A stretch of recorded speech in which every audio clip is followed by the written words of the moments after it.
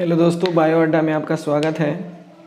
आज class 12th जो कि जीवों में जनन है, आज हम उसका जो ऑब्जेक्टिव जितने भी होते हैं पहले चैप्टर से उसको मैं आज कराऊंगा।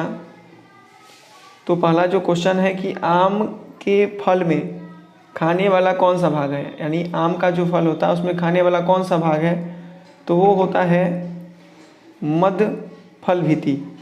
कौन होता है? मध्य फल भित्ति। अगला क्वेश्चन है कि समसूत्री विभाजन होता है। समसूत्री विभाजन किस में होता है? कायिक जनन में, कायिक कोशिका में, जनन कोशिका में, ए और बी दोनों में। तो इसका आंसर जो सही होगा वो होगा कायिक कोशिका में। आते हैं क्वेश्चन नंबर तीसरा। बोला है कि बिना निषेचन के फल बनाने की प्रक्रिया को क्या कहते हैं? इसको बोल सकते हैं, देखिए, बिना निषेचन के फल बनाने वाली प्रक्रिया को कहते हैं हम लोग पार्थिनोकार्पिक। क्या कहते हैं? पार्थिनोकार्पिक कहते हैं। आते हैं अगले क्वेश्चन पे। क्वेश्चन नंबर चौथा है कि किसमें आंतरिक निषेचन होता है, किसमें इंटरनल फर्टिलाइजेशन पाया जाता है? तो ये इंटरनल फर्टिलाइजेशन जो है वो मेढक में पाया जाता है। चलिए आगे थे क्वेश्चन 55 में। द्विखंडन एक प्रकार का क्या है? द्विखंडन एक प्रकार का क्या है? कायिक जनन है, कायिक प्रबंधन है, अलैंगिक जनन है, लैंगिक जनन है। तो ये कहीं ना कहीं अलैंगिक जनन है, द्विखंडन। आते हैं कौन अंडज है? अगले क्वेश्चन नंबर 6 में आते हैं कि कौन अंडज है। तो अंडज जो है वो एकेडीना है, एकेडीना। क्वेश्चन नंबर 7 में आते हैं कि इसमें से पूरे जीवन में एक ही बार पुष्पित होते हैं। तो अपने जीवन काल में एक ही बार पुष्प देता है, वो होता है बम्बू यानी बांस। आते हैं नेक्स्ट क्वेश्चन पे। नेक्स्ट क्वेश्चन है आपका कि कौन द्विगुणित होता है, यानी कौन 2n है, यानी द्विगुणित का मतलब होता है 2n। कौन द्विगुणित होता है? तो इसका जो आंसर होगा जायगोट।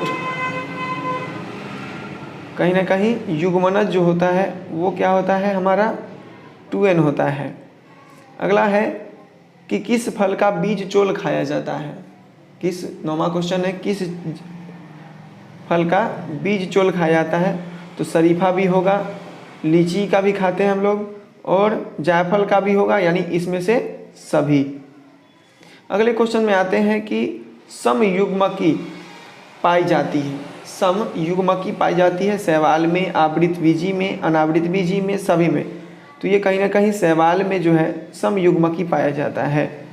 अगले क्वेश्चन है अंडप्रजक निम्नांकित में कौन है? यानी इसको हम बोल सकते हैं, एक होता है ओविपेरस और एक होता है विविपेरस। यानी वैसे जीव जो अंडे उत्पन्न देते हो और ऐसे जीव जो बच्चे को जन्म देते हो, विविपेरस कहलाया। ऐसे जीव जो क्या दे? बच्चे उत्पन्न करें, यानी विविपेरस। और ऐसे जीव जो अंडे उत्पन्न देते हैं, अंडे दे, ओविपेरस कहलाता है। तो कहीं ना कहीं यहाँ पे सर्प वो भी अंडा देती है, मगरमच्छ ये भी अंडे देती है, मुर्गी ये भी अंडे देती है, यानी कहीं ना कहीं इनमें से सभी होना चाहिए। चलिए नेक्स्ट क्वेश्चन पे चलते हैं हम लोग। कौन सत्य फल है? अब पूछा है कि कौन सत्य फल है। तो सत्य फल, ट्रू फ्रूट जिसको बोलते हैं हम लोग, एक होता है फॉल्स फ्रूट, एक होता है true fruit. True fruit, true fruit. तो बोला है कि कौन सत्य फल है। तो सत्य फल जो होगा, यानी सेब तो फॉल्स फ्रूट है, नाशपाती भी फॉल्स फ्रूट है, काजूला भी फर्स्ट फ्रूट है। कहीं ना कहीं सत्य जो फल है वो नारियल है। चलिए अगले क्वेश्चन पे आते हैं। क्वेश्चन नंबर 13 बोलता है कि मुकुलन द्वारा जनन किस में होता है? तो मुकुलन द्वारा जनन जो होता है वो पेलिसीनियम में नहीं होता है, पैरामीशियम में भी नहीं होता है, ईस्ट में होता है। चलिए अगले क्वेश्चन पे आते हैं। कौन मिथ्या फल है? तो मिथ्या फल जो होता है वो सेब होता है। चलिए आगे क्वेश्चन पे आते हैं। इनमें से कौन द्विखंड, इसमें से द्विखंडन किस में पाया जाता है? यानी इसमें से कौन इसमें से कौन बाइनरी फिजन पाया जाता है? बाइनरी फिजन पाया जाता है, द्विखंडन। तो इसमें से ऑप्शन है जलकुंभी, कमल, अमीबा। कहीं ना कहीं द्विखंडन जो है वो अमीबा में पाया जाता है। आप लोगों को यानी फिजन, विखंडन दो प्रकार के होते हैं, द्विखंडन और बहुखंडन। तो द्विखंडन हमेशा अमीबा में पाया जाता है। चलिए आगे क्वेश्चन में आते हैं। गैम्यूल्स स्पर्जिलर स्पंज, यानी इसका आंसर जो होगा वो स्पंज होगा, स्पंज में गैम्यूल बनते हैं। लीची का 17 नंबर क्वेश्चन है कि लीची का खाए जाने वाला भाग कहलाता है। तो लीची का जो खाए जाने वाला भाग है वो है बीज चोल। चलिए आगे क्वेश्चन आते हैं। तब इम्पोर्टेंट क्वेश्चन है कि बिना निषेचन वाले फल को क्या कहते हैं। तो कहीं ना कहीं अनिषेच यानी अनिषेक जनन या बिना निषेचन के फल के निर्माण को क्या कहते हैं, अनिषेक जनन कहते हैं। अब बोला है 19वां क्वेश्चन कि सही का चुनाव करें। तो बोला है इसमें कि जूस्पोर का स्पॉन्ज जूस्पोर बनाता है, पेनिसिलियम का गैम्यूल नहीं, ये भी नहीं होगा, ये भी नहीं होगा, और कहीं ना कहीं सवाल में कोनेडिया, ये भी गलत ही लग रहा है। कहीं नहीं हाइड्रिला जो है वो बड का निर्माण करती है, एकदम सही है डी, 19 का डी। आते हैं 20 में, यानी ईख में ग्राफ्टिंग नहीं हो सकता है क्योंकि इसमें वैस्कुलर बंडल्स बिखरे होते हैं, फ्लोएम जाइलम के अंदर की ओर होते हैं, ईख के पौधे कोमल होते हैं और यह चोट को सहने में क्या होता है, असमर्थ होता है। तो इसका जो राइट आंसर है, यानी इसमें वैस्कुलर जो बंडल होते हैं वो बिखरे होते हैं। चलिए अगले क्वेश्चन पे आते हैं। 21वां क्वेश्चन है कि किसके लिए लैंगिक प्रजनन जिम्मेदार होता है। तो ऑप्शन है पहला कि द्विगुणित अवस्था को बनाने हेतु, आइडेंटिकल यंग ऑन्स के सृजन हेतु, विकासवाद की भूमिका में नहीं, एक गुणित अवस्था बनाने हेतु। तो कहीं ना कहीं लैंगिक मतलब होता है दो, लैंगिक मतलब क्या होता है, दो, लैंग यानी सेक्सुअल, जिसको बोलते हैं हम लोग सेक्सुअल रिप्रोडक्शन बोलते हैं। तो कहीं ना कहीं इसका जो है द्विगुणित अवस्था बनाने हेतु, यानी द्विगुणित अवस्था बनाने हेतु। अगला क्वेश्चन है कि पुदीन यानी मिंट कायिक प्रबंधन करता है। ऑप्शन है सकर, दूसरा है रनर, ऑफसेट और राइजोम। इसका जो सही आंसर होगा वो होगा सकर। आते हैं कुक्कुर, कुक्कुर का मतलब होता है डॉग, यानी डॉग का जीवन काल कितने दिनों का होता है, लगभग इसका जो जीवन होता है वो 20 वर्ष का होता है। चलिए आगे क्वेश्चन में आते हैं हम लोग, क्वेश्चन नंबर 24 पे, यानी साख के स्टॉक पर लगाया जाता है, इस ग्राफ्ट किए वृक्ष में फल किसमें निर्भर करेंगे। तो इसका जो सही उत्तर है वो साख होगा, साइकॉन, सायन। अब आते हैं 25वें क्वेश्चन पे। तो अगुणित कोशिकाओं के संलयन की प्रक्रिया को क्या कहते हैं, अगुणित कोशिकाओं के संलयन को, यानी बोला है यहाँ पर कहीं ना कहीं सीनगेमी होना चाहिए, इसका आंसर सही आंसर सीनगेमी होता है। चलिए आगे क्वेश्चन नंबर 26 है कि डैश में पंक्तियों के खंडों द्वारा कायिक प्रजनन होता है। तो इसका जो सही उत्तर होगा 26 का वो होगा ब्रायोफिलियम और केलेंचोय। रात में खिलने वाले पुष्प साधारणतः क्या होते हैं। तो रात में खिलने वाले जो फूल होते हैं वो सामान्यतः छोटे होते हैं, सही आंसर छोटे होते हैं। आगे आते उभयलिंगी प्राणी होता है, यानी इसको बोलते हैं यूनिसेक्सुअल, एक को बोलते हैं बाइसेक्सुअल। तो ऐसे जीव जिसमें मेल और फीमेल पार्ट जो होते हैं वो कहीं ना कहीं अलग अलग होते हैं, इसको बोलते हैं यूनिसेक्सुअल। और ऐसे जीव जिसमें मेल और फीमेल पार्ट क्या होते हैं, एक ही बॉडी में पाया जाता है, कहीं ना कहीं मेल और फीमेल जो है वो एक ही में पाया जाता है, तो उसको हम लोग बोलते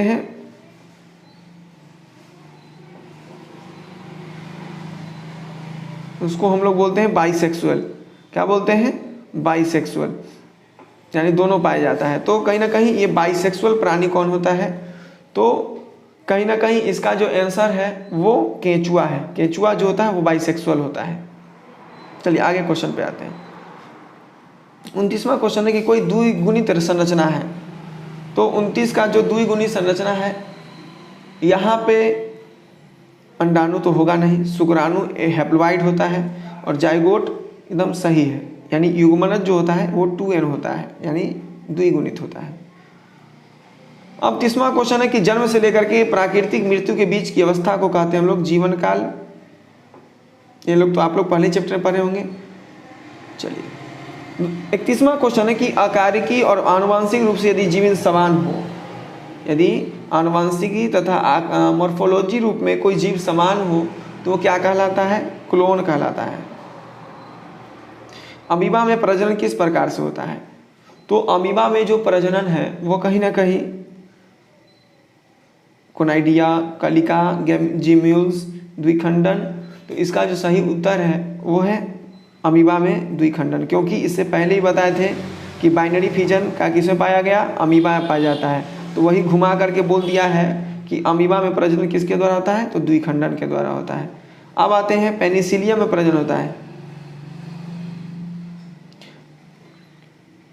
ये इसका जो पेनिसिलियम में प्रजनन जो होता है वो कहीं ना कहीं गोनाइडिया के द्वारा होता है। मासिक चक्र यानी मेंस्ट्रुअल साइकिल किस में होता है, तो मेंस्ट्रुअल साइकिल जो है बंदर में भी आती है, मानव में भी, कपी में भी, यानी इनमें से सभी होना चाहिए। अगला बोला है कि ऑस्ट्रा साइकिल। देखिए सबसे पहले आते हैं हम लोग मेंस्ट्रुअल साइकिल, यानी फीमेल प्राइमेट के रिप्रोडक्टिव पार्ट में होने वाले चक्रीय परिवर्तन को मेंस्ट्रुअल साइकिल कहते हैं, और इसकी अवधि 28 से 29 दिनों की होती है, अर्थात 1 महीने की होती है। और फीमेल प्राइमेट के रिप्रोडक्टिव पार्ट में, नॉन प्राइमेट लगाएंगे तो मेंस्ट्रुअल साइकिल, फीमेल प्राइमेट के रिप्रोडक्टिव पार्ट में होने वाले चक्रीय परिवर्तन को ऑस्ट्रा साइकिल कहते हैं। और ये कहीं ना कहीं ऑस्ट्रा साइकिल जो क्या बोला है कि नहीं होता है, इसमें नहीं होता है, तो कहीं ना कहीं बंदर होगी, बंदर नहीं होता है तो बंदर में।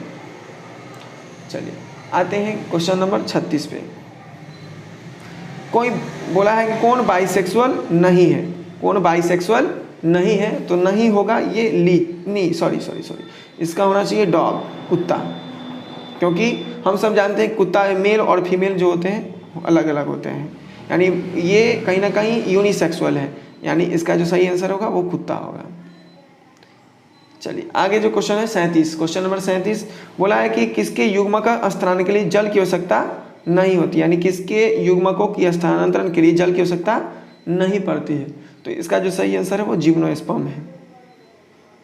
बोलता है कि इम्ब्रियो की विकास की क्रिया को क्या कहते हैं, एकदम सही क्वेश्चन, यानी इम्ब्रियो बनने की क्रिया को इम्ब्रियोजेनेसिस कहते हैं, इसका जो सही आंसर होगा वो इम्ब्रियोजेनेसिस होगा। आते हैं 39 क्वेश्चन पर, युग्मक के संचयन को क्या कहते हैं, यानी गेमेट के संचयन को क्या कहते हैं, तो इसका जो सही आंसर होगा वो कहीं ना कहीं सीनगेमी होगा, सीनगेमी। कौन एकलिंगी का नहीं है, एकदम मस्त क्वेश्चन है कि कौन यूनिसेक्सुअल नहीं है, तो कहीं ना कहीं केचुआ जो होता है वो बाइसेक्सुअल होता है, यानी इसका जो सही आंसर वो यही है 40 का डी। आते हैं 41 पे, बोला है कि मानव में गुणसूत्रों की संख्या, जब एग्जाम में बोले कि जोड़े, तो जब जोड़े होगा तो 23 जोड़े, और जब ऐसे बोले हैप्लॉइड में कितना होता है तो 46 को। चलिए अब बोला है कि इसमें आंतरिक निषेचन पाया जाता है, यानी इंटरनल फर्टिलाइजेशन 2 प्रकार के होते हैं, इंटरनल फर्टिलाइजेशन और एक्सटर्नल फर्टिलाइजेशन।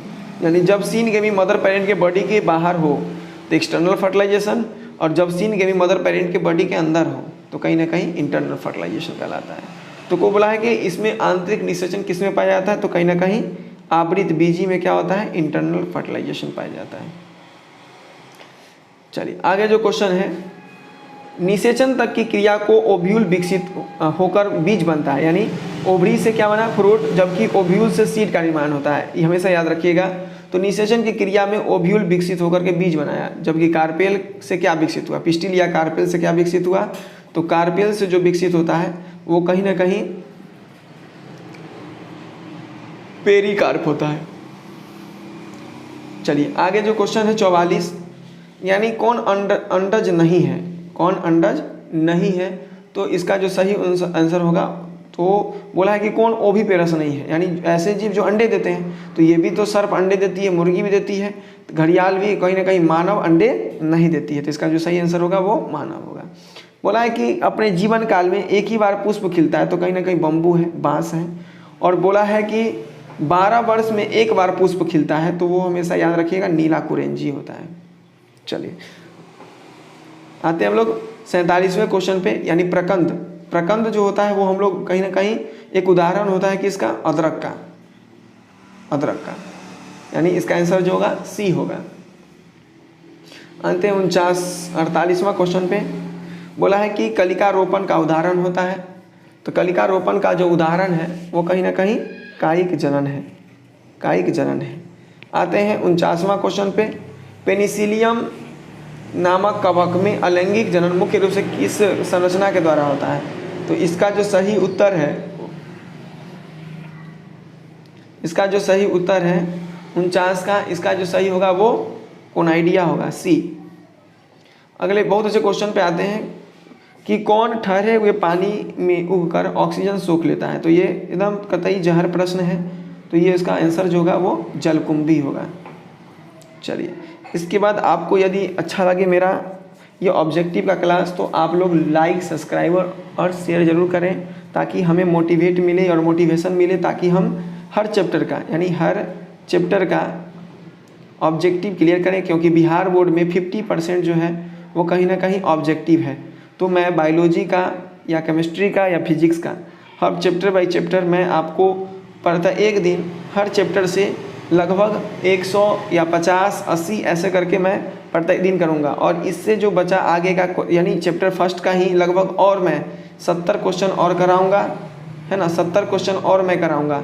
और टारगेट रखना है कि हर चैप्टर से उठा करके लगभग 100 प्लस क्वेश्चन मैं प्रत्येक दिन देखूं और मेरे क्लास को एंजॉय के साथ क्लास लेना है।